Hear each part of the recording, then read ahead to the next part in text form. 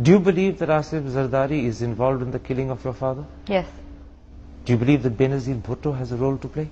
Yes, unfortunately. I'm going to ask you to repeat that. You actually believe that your Bhua, your father's elder sister, is responsible in some way for the murder of her brother? She presided over a state of lawlessness. My father was one of thousands killed under her second government. So certainly she bears a moral responsibility. And after his murder, my aunt played a very strong role in the cover-up. We were forbidden from filing an FIR. All the witnesses were arrested. They had no access to lawyers, to their families.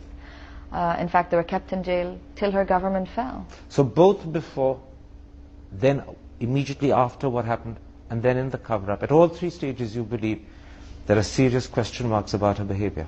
Well, certainly, Masood Sharif, who at that time was the head of the intelligence bureau that reported to the office of the Prime Minister, who was at the scene of the crime that night, several years later was inducted into the Central Committee of Benazir's party.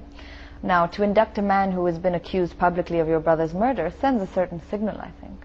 Years later, right at the end of your book, you quote something she said in an interview just before Benazir died. She actually said that your father was responsible for his own death. Yes. She remained committed to the police line. And just before her own murder, she tried to insinuate on television that not only did Murtaza have himself killed, that he had a sort of suicidal wish, but that his own guards killed him. She said that he was shot from the back, which he most certainly was not, and that his body bore tales of his death. And it certainly does. It just has nothing to do with the claims Benazir was making. Now, your book also sketches out the growing differences leading to the rift between your father Murtaza and his sister Benazir.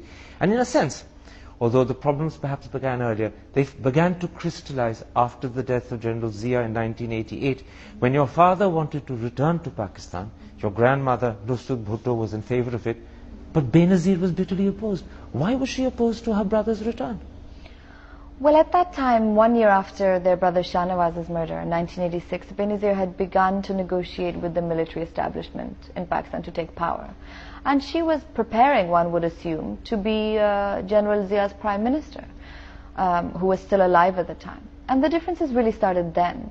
My father couldn't understand how she was willing to negotiate with the very establishment that had killed their father, that they believed had their brother killed, all for the sake of power. She was willing to accept the IMF dictates. She was willing to let the army control foreign policy.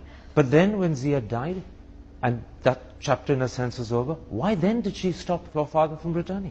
Well, I think the compromises remained. I mean, she was prime minister to Zia's number 2, who then assumed the office of president after Zia ul Haq was killed. One of the men she appointed as governor of Sindh had signed her father's death warrant. Do you also suspect that she saw your father as a political challenge? She didn't want to share power with him. She wanted to be Bhutto's heir. She didn't want Bhutto's son to come back and enjoy the limelight or power or the legacy with her.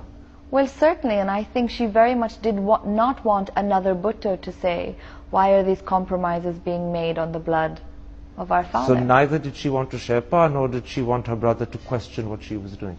Absolutely.